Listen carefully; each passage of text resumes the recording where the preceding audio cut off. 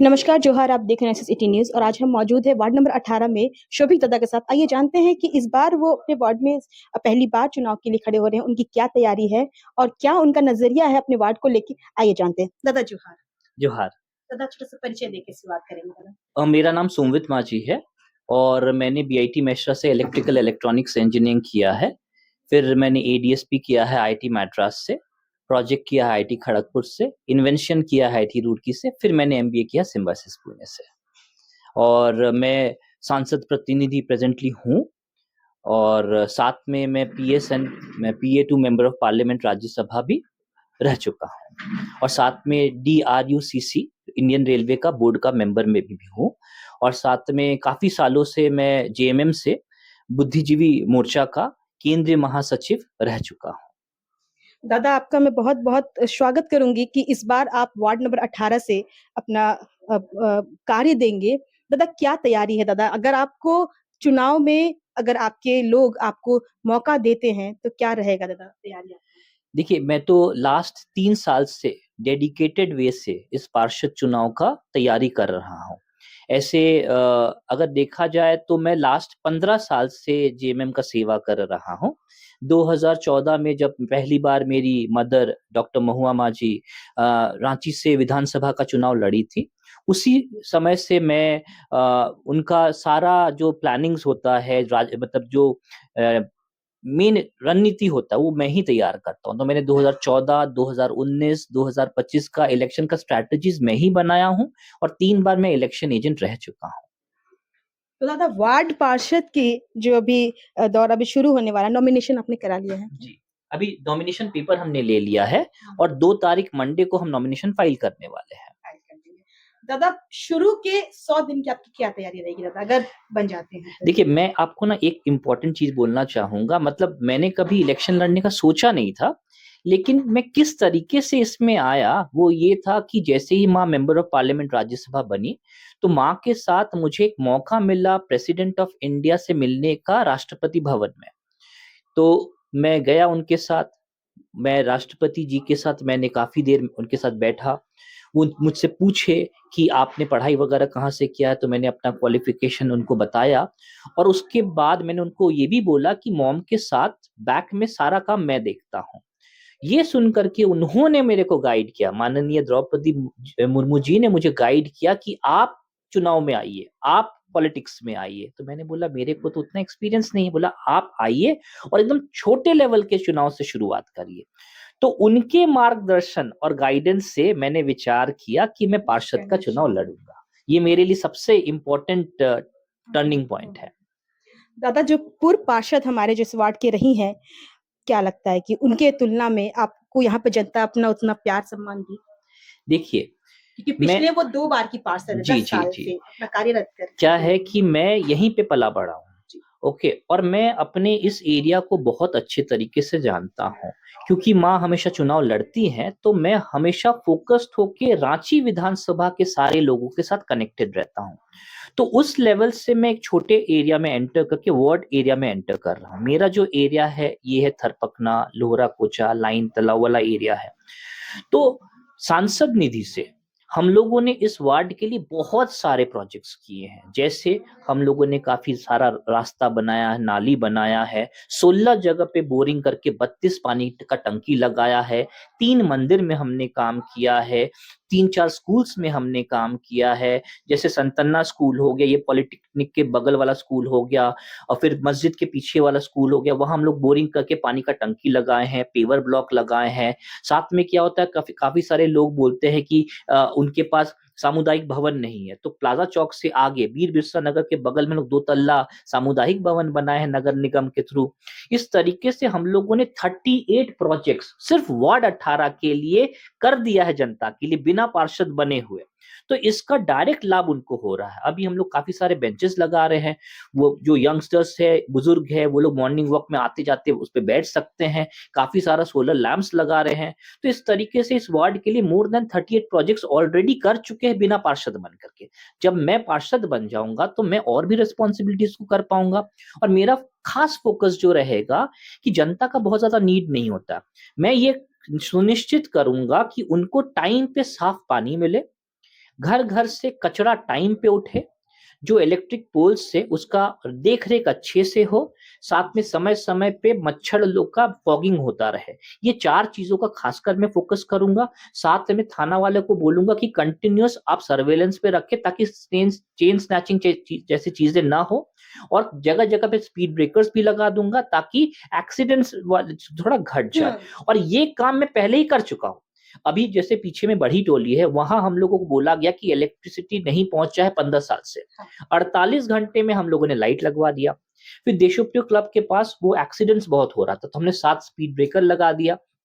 तो इस तरह का बहुत सारा काम हम लोग ऑलरेडी करते आ रहे हैं, और मैं श्योर हूँ कि वार्ड पार्षद का चुनाव जीतने के बाद मैं बहुत आसान तरीके से ये कर लूँगा। और आपका जो मेन क्वेश्चन था कि पुराने पार्षद क्या करें? देखिए, पुराने पार्षद का तो ये सब रिस्पॉन्सिबिलिटीज़ है, लेकिन दीदी हो गई है एजेड, अभी यंग ब्लड चाहिए।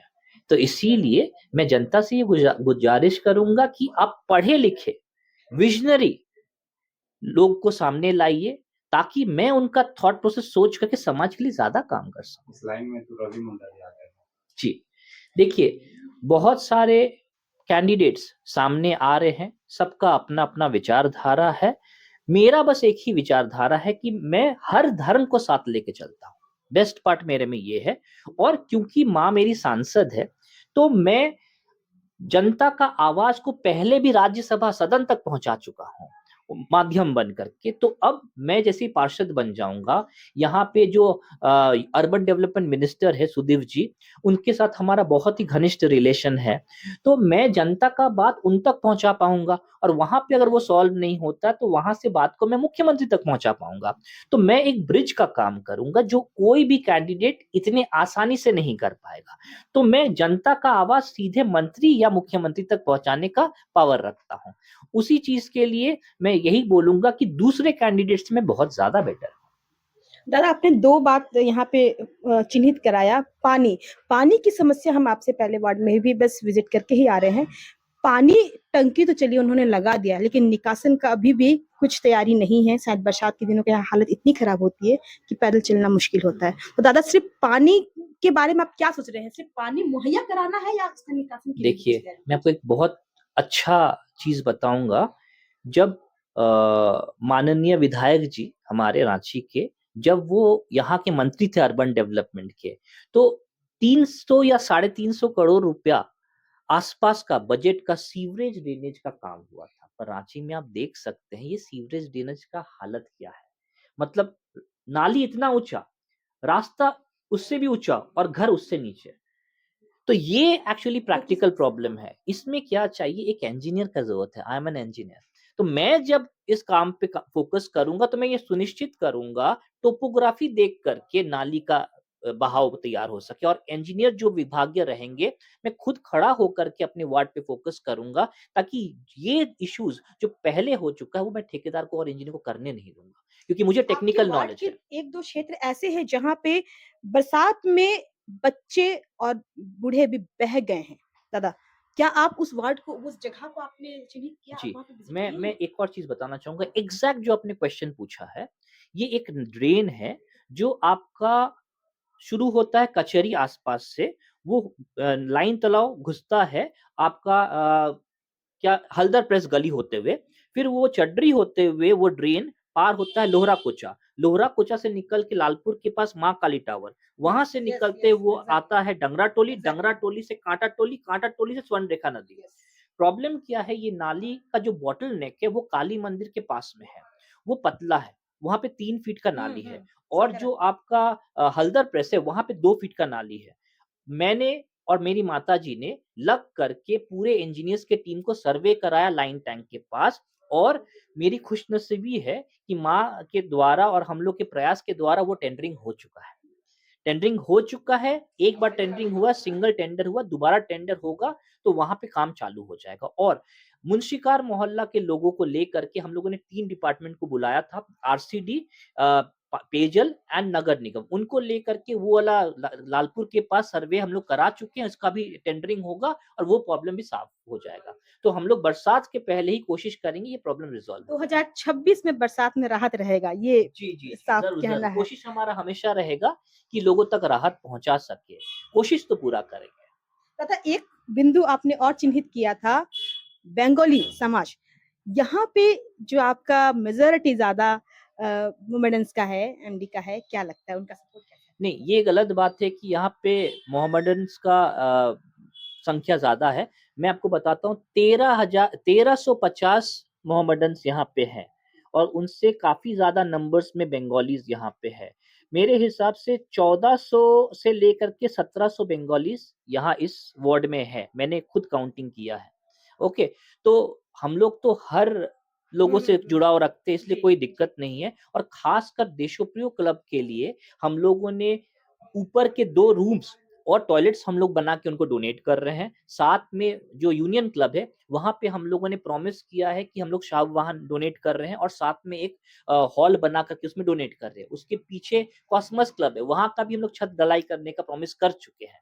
तो एक जगह तो हम लोग शिलान्यास भी कर चुके हैं। तो इस तरीके से हम लोग बंगालीज़ के लिए काफ़ी काम कर रहे हैं और साथ में हम लोग मुस्लिम्स के लिए तो काम करते ही हैं। देखा जाए तो क्रिश्चियंस, मुस्लिम्स, बंगालीज़, वर्मा समाज, इस सारे लोगों के लिए हम लोग काम करते हैं क्योंकि हम लोग यही मानते हैं कि हम लोग सर्वधर्म को लेकर के चलते हैं क्योंकि हम लोग इंसान का सेवा करते हैं। हमारा फोकस यही रहता है कि ह्यूमैनिटी पे फोकस करें, जनता का सेवा करें, अलग-अलग सोच करके नहीं। हमारे पास जो आते हैं मदद माँगने के लिए हमारा पूरा कोशिश रहता है कि हम उनका पुरज़ोर सेवा कर सकें किसी भी तरीके से। दादा आपका वार्ड 18 का दायरा दादा कहाँ से कहाँ तक है? एक जी, जी। नज़रिए में। लालपुर चौक से फिरालाल चौक का रास्ता जो है, उसका लेफ्ट भी है, राइट भी है। उसके बाद उसको अगर छोटा करके बताएँ तो लोहरा कोचा, थरपकना, संतन्ना गली, उसके बाद आ जाता है लाइन टैंक रोड, उसके बाद आ जाता है आपका कचहरी चौक से मतलब शहीद चौक से कचहरी चौक और उसके आस-पास का थोड़ा-सा इलाका है। ये टोटल हो गया हमारा वार्ड कुल 18। आपके वार्ड की आबादी कितनी होगी? वोटर वोटर आबादी कितनी होगी? 15,980 ये वोटर लिस्ट के अकॉर्डिंग लगभग यही है। एसआईआर को लेकर दादा क्या आपका धारणा है? क्या एसआईआर यहाँ पे होना चाहिए? देखिए, सेंटर से जो भी आदेश आएगा, ठीक है? वो तो हर सिटीज़न्स को मानना होगा। तो इसमें हम ज़्यादा कुछ नहीं बोलेंगे क्योंकि जो आदेश होगा पहले देखिए देश पहले। जो सही लगता है गवर्नमेंट को हम उनके साथ हैं। बस हम यही चाहेंगे कि एसआईआर के कारण से किसी भी जनता को कोई इश्यू ना आए। आपके नज़रिए से क्या है? एसआईआर होना चाहिए या नहीं होना चाहिए? देखिए, इसकी में हम कोई कमेंट नहीं करेंगे। अच्छा, अभी जो वोट हो रहा है वो ईवीएम से नहीं होकर पर्चे आधार पे हो रहा है। क्या लग रहा है कि ये क्यों ये होना चाहिए था या फिर ईवीएम के अनुसार होना चाहिए था मशीन? देखिए, पहले तो ये हो गया कि ईवीएम्स एक स्पेसिफिक नंबर्स का रिक्वायरमेंट होता है। पार्षद और मेयर चुनाव मिला करके इतने ज़्यादा एरियाज़ हो जा रहा है, तो हो सकता है कि मशीन्स का अवेलेबिलिटी ना हो या हो सकता है गवर्नमेंट चाहते हैं कि ईवीएम को क्यों यूज़ किया जाए, इसको हम लोग नॉर्मल पेपर बैलेट से करें। तो मेरे हिसाब से क्योंकि ईवीएम को लेके बहुत सारा कन्फ्यूजन्स है, कहा जा तो रहा है बैलेट पेपर में पारदर्शिता कम हो जाती है। अ, तो ये क्या इस पर क्या? क्यों कैमरा तो रहेगा काउंटिंग हॉल में। जैसे ईवीएम में क्या होता है मशीन के अंदर सर्किट्स में डेटा सेव्ड होता है, कम से कम यहाँ पेपर है, लोग आराम से बैलेट रूम मतलब एक जो काउंटिंग हॉल रहेगा वो कैमरास रहेंगे, उसमें रिप्रेजेंटेटिव रहेंगे, उनके सामने काउंटिंग होगा। यहाँ पे कोई भी इश्यूज़ तो नहीं आना चाहिए, आज तक तो ऐसे ही चुनाव होता आया है बहुत पहले। दादा हमारे चैनल के माध्यम से अपने वार्ड की जनता को आप क्या मैसेज देंगे? मैं बस यही मैसेज देना चाहूँगा कि आपके पास वोट का पावर है, वोट के पावर को सही तरीके इस्तेमाल करिए। जितने भी कैंडिडेट्स होंगे पार्षद को का उनका उनका माइंडसेट को समझिए और राइट पर्सन को चूज़ करके वोट करिए, जो आपके लिए एक्चुअल में काम कर सके। हवाबाज़ी वाला चीज़ नहीं है। एकदम राइट पर्सन को चुनिए और अगर आपको लगता है कि मैं आपके लिए खरा उतर सकता हूँ, तो काइंडली मुझे वोट करें। मेरा नाम सोमवित माझी है। बहुत-बहुत धन्यवाद दादा। आपने दादा को सुना, दादा ने एक स्पष्ट, एक निष्पक्ष होके एक बहुत अच्छा शब्द आपके सामने रखा है कि आपको लगता है कि अगर मैं काबिल हूँ, तो मुझे चुनिए और नहीं लगता है, तो आप उन्हीं को चुनिए, अपने वोट को बर्बाद मत कीजिए, अपने वोट को उन्हीं को दीजिए, जो इसके काबिल है। नेक्सस 18 न्यूज़ से बने रहिए। मैं संगीता कुजूर, कैमरामैन सद्दाम के साथ। धन्यवाद।